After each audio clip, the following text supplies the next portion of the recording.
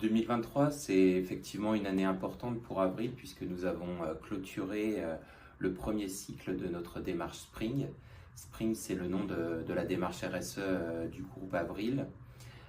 C'est une démarche qui fait la consolidation de 25 indicateurs de performance extra-financière et qui mesure un indice consolidé une fois par an. L'objectif, c'est de gagner un point par an et à fin 2023, cet objectif, il est atteint et même dépassé puisque nous atteignons le score de 5,1 sur 5. Donc une vraie belle réalisation qui tient à la mobilisation de toutes les équipes.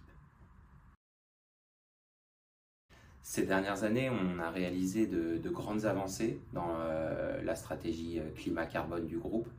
Le climat, la décarbonation, ce sont bien évidemment des enjeux majeurs pour nous. Alors on a commencé par la réalisation de bilans carbone sur nos scopes 1, 2 et 3, des bilans qui sont affinés, mis à jour chaque année.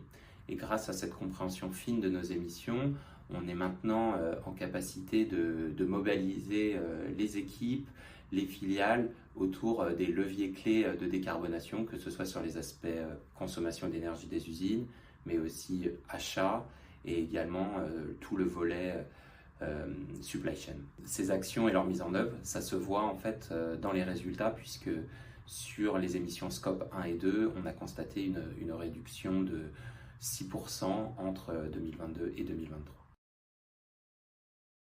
Alors, comme je le disais, en 2023, on a terminé un premier cycle Spring de 5 ans sur la RSE, mais en fait, la démarche, elle continue sous une version un petit peu différente. On passe de 25 à 14 indicateurs, des indicateurs qui vont être plus focalisés sur les 6 engagements de notre raison d'être et donc qui vont nous permettre de progresser dans toutes les dimensions clés que sont le volet agriculture responsable, la biodiversité et la lutte contre la déforestation, nos engagements pour les filières locales, le volet investissement, le volet climat, on en parlait, et enfin tous les sujets liés au collectif et à l'inclusif avec nos collaborateurs et nos parties prenantes.